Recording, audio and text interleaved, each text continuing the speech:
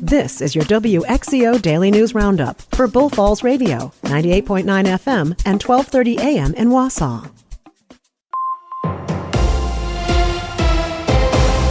Civic Media News.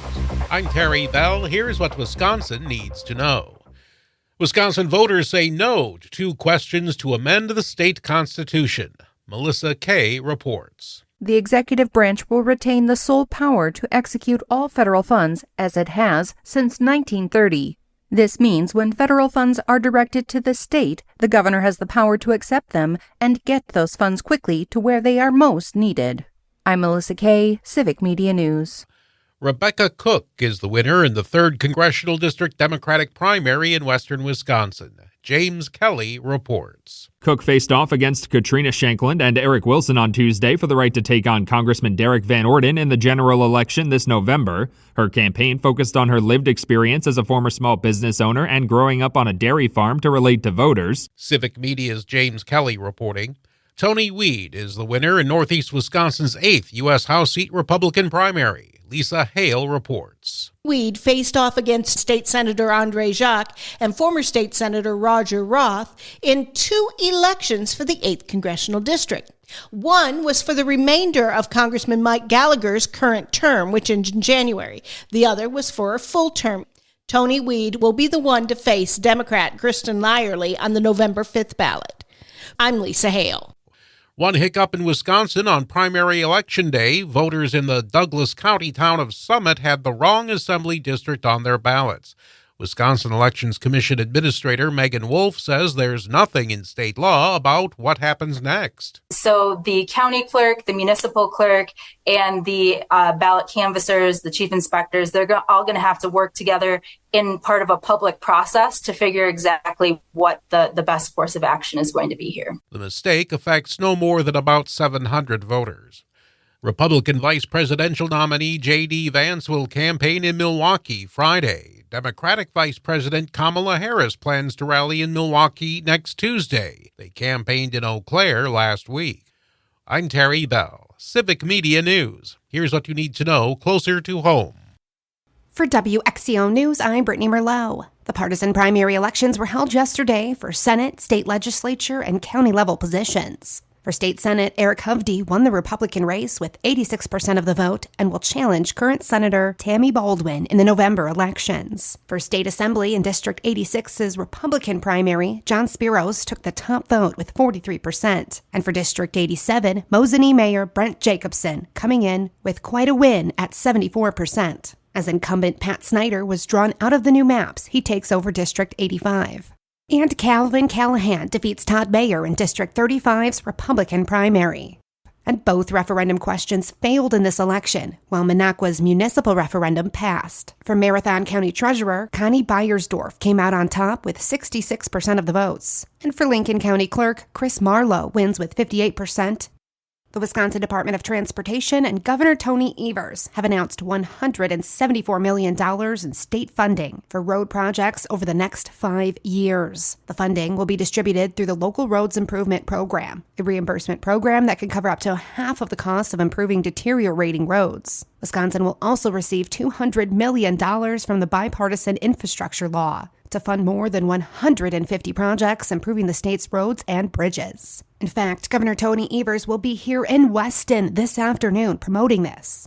And you can get a slow-moving vehicle sign at the Marathon County Sheriff's Office. The National Farm Medicine Center donated the SMV placards to hand out. These orange triangles help boost the visibility of slow-moving farm equipment to help prevent accidents. It's harvest season, and farm machinery is on the roadways as they move from field to field and back to the farm. Be aware and slow down to help prevent accidents. Farm Technology Days starts today in Cadott, hosted and held at Close Farms and the Fest Grounds through Thursday. Open from 9 a.m. to 4 p.m., a tram system will be available to take people all around the grounds. Tickets are $15 per adult at the gate. Children 12 and under are free. You'll get hands-on experiences and educational opportunities with some of the latest cutting-edge equipment and solutions in the farm industry. It's located off of County Highway S in Cadott.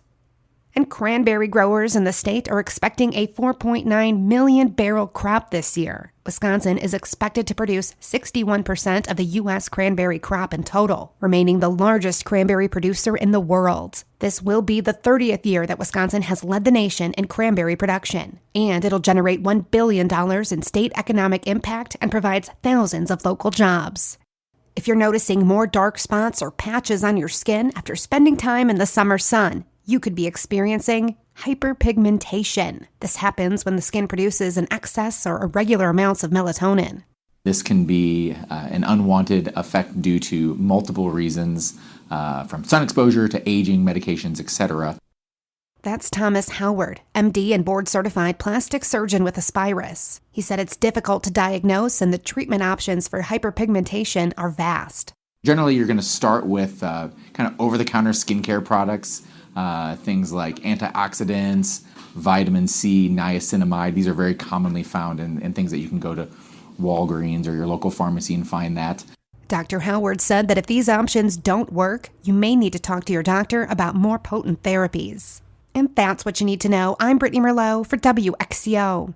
The Dodgers beat the Brewers again. Hi, I'm Mike Clemens with sports. LA Shohei Ohtani hit his 37th home run of the year in a 7-2 win over the Brewers at American Family Field. Ohtani now leads the National League in home runs. A rough night for the Brewers starting pitcher Colin Ray, who gave up all of the Dodgers 7 runs and 6 innings of work. The Brewers have lost 3 in a row. Manager Pat Murphy says his team is sputtering right now. NFL experts keep asking, do the Packers really have a true number one receiver right now? Matt LaFleur had this to say. I want to vomit every time I hear number one receiver, to be honest with you. It drives me crazy. I feel like we got a bunch of them. So I think the beauty of them is they're all capable of doing many things, which gives us a lot of versatility from an offensive perspective in terms of how we use these guys and deploy their talents. They're all capable of being a number one in some capacity. That's Packers head coach Matt LaFleur. With sports, I'm Mike Clemens.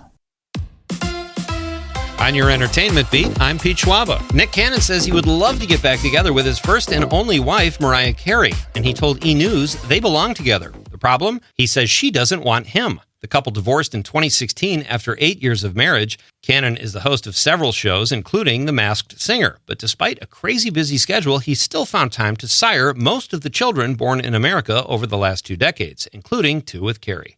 Fans of Colin Jost's Wiki feed page will have to wait for some new material. The SNL cast member was covering the Olympic surfing competition when he cut his foot on a coral reef and developed a staph infection, which then became an ear infection. Injury aside, the news from Tahiti wasn't all bad for Jost. While recuperating, it was announced he will host the new Jeopardy spinoff, where foot injuries are few and far between. For more showbiz fun, tune into Nightlight with me, Pete Schwaba, weeknights from 7 to 9 p.m. on the Civic Media Radio Network. Sunny this morning with clouds increasing this afternoon. We'll get into the low 80s for a high today with wind out of the south at 5 to 15. Showers and thunder showers tonight, tomorrow, into tomorrow night. Some locally heavy rainfall amounts of an inch or more possible. Our high tomorrow in the low 70s. Scattered rain will continue through Thursday into Friday. I'm meteorologist Sean Cable. Currently, it is 66.